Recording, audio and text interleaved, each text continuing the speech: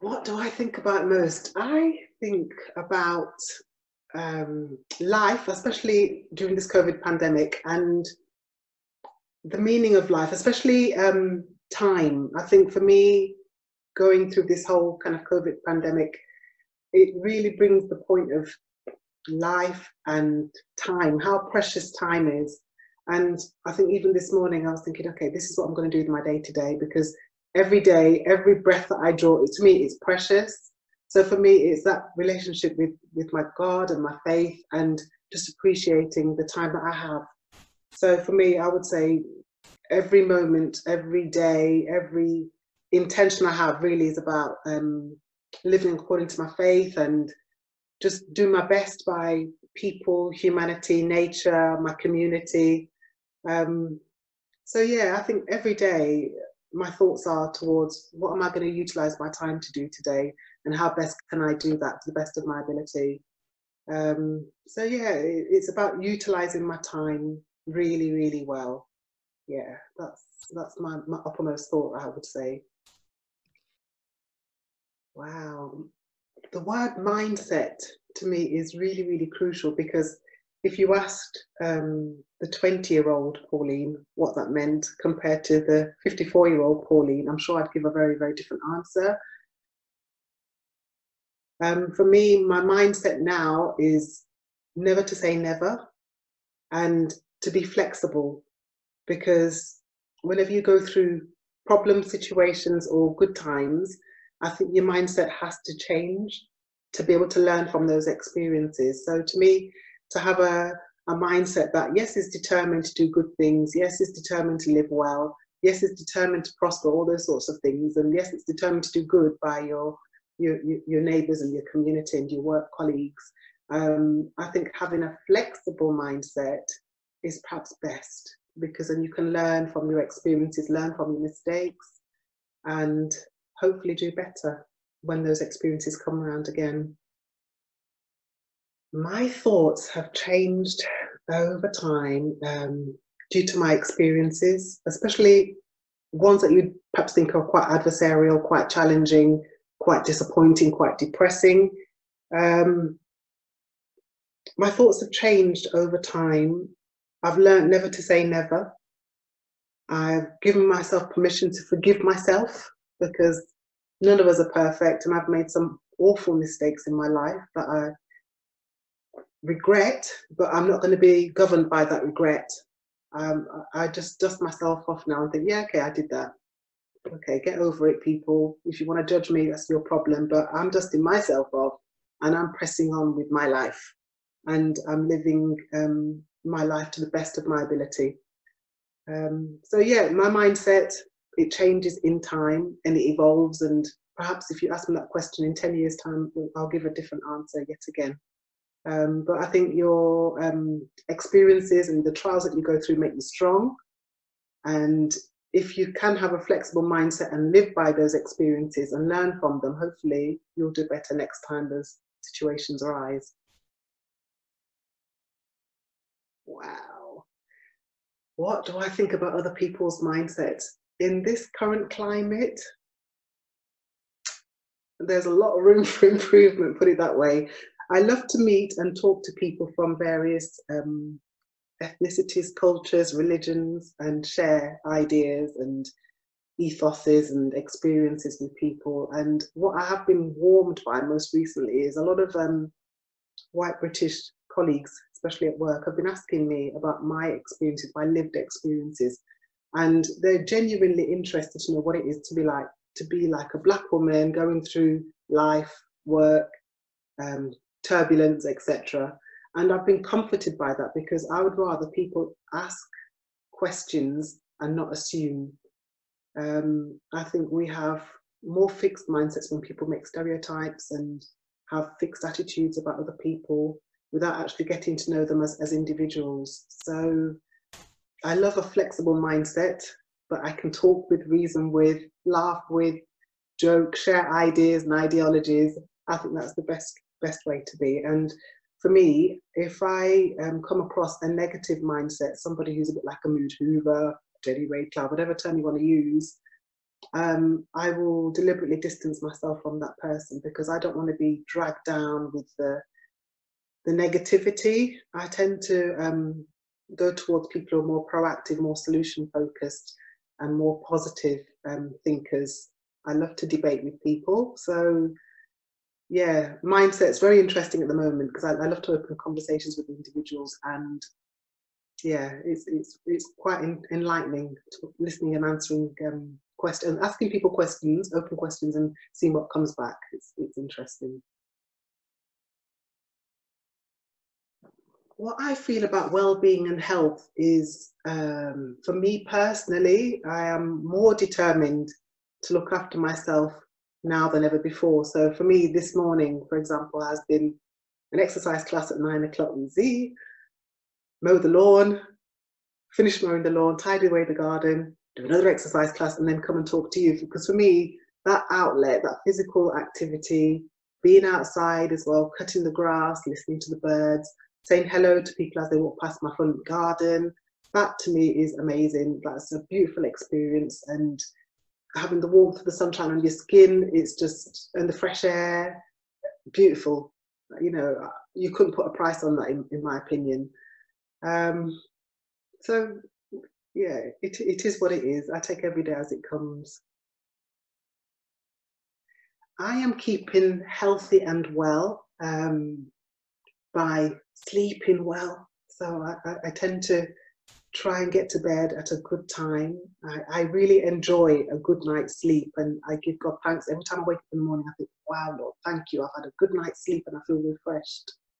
I'm a bit naughty with food. I'm a foodie, and you know, everywhere I go, every room I go in, there's something to nibble on. So food, but I try and stick to good foods. And exercise, I love walking, and I love socializing with people. So I use all those sorts of activities on a daily basis to try and stay well. I do believe it's important to connect with God. So my faith is really important as a Christian.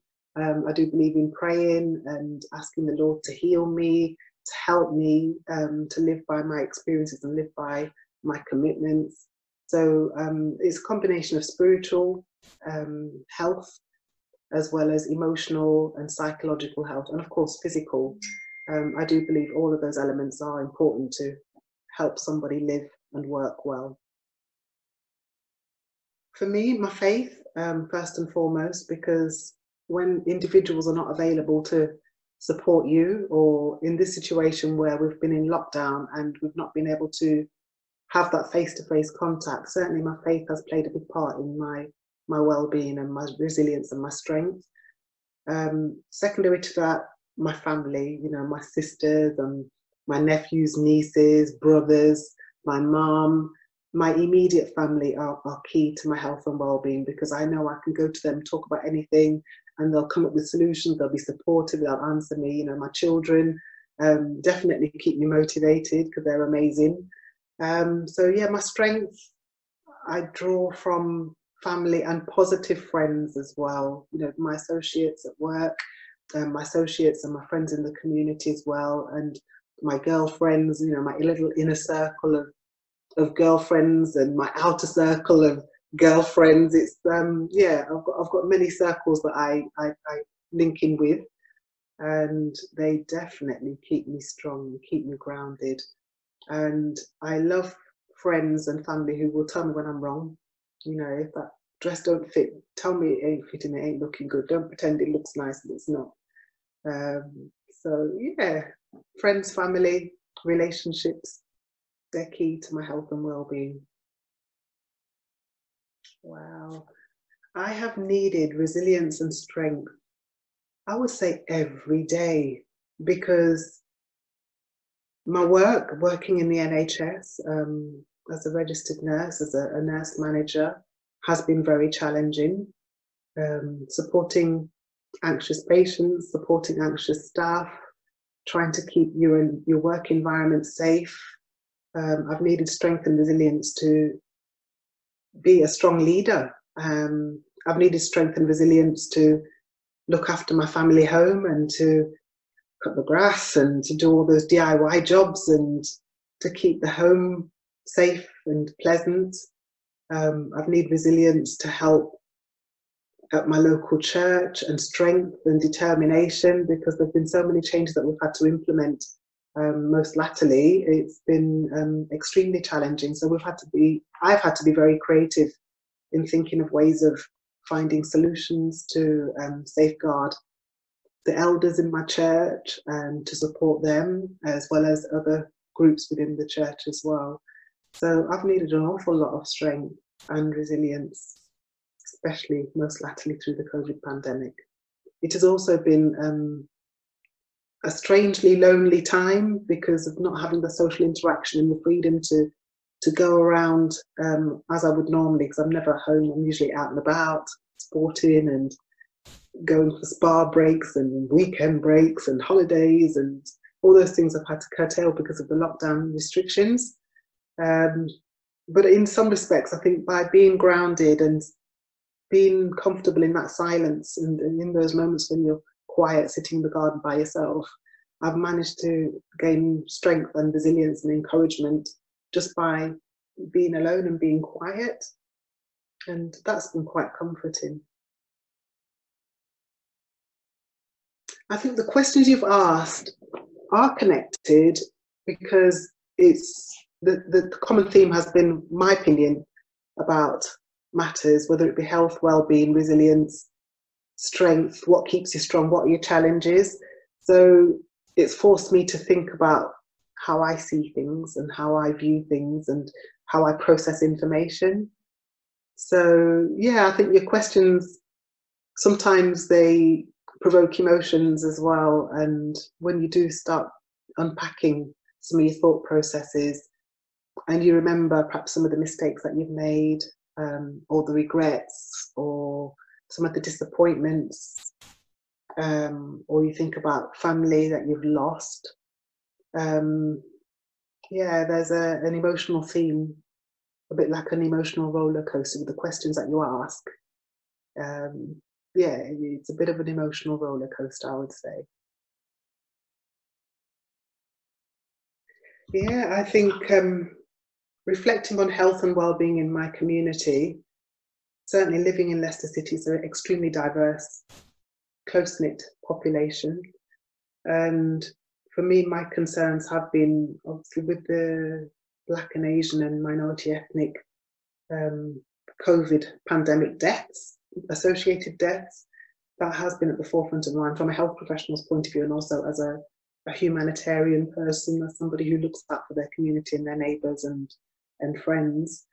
And I think for me, it's been the whole disparity between the effects of the COVID pandemic on, say, white British community versus some of the BAME community, and the sadness, the palpable sadness that I've experienced, and so many losses, so many deaths, relatives, friends of friends, funerals, and not being able to grieve the way we would traditionally grieve. And the tradition for us as a Caribbean community, we'd always come together when somebody passes, and we'd support the family, we'd go to the home. All those sorts of things we've not been able to do. So the health and well-being of the community, I felt a palpable sadness, you know, in terms of the loss, and also in terms of the fear.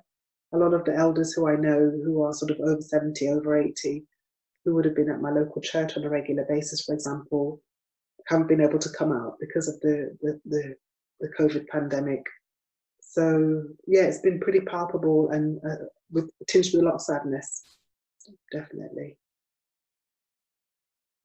I think for me, reflecting on life in general here in the Leicester City, and also reflecting on my friendship with Z in particular, I just want to say she has been a real inspiration.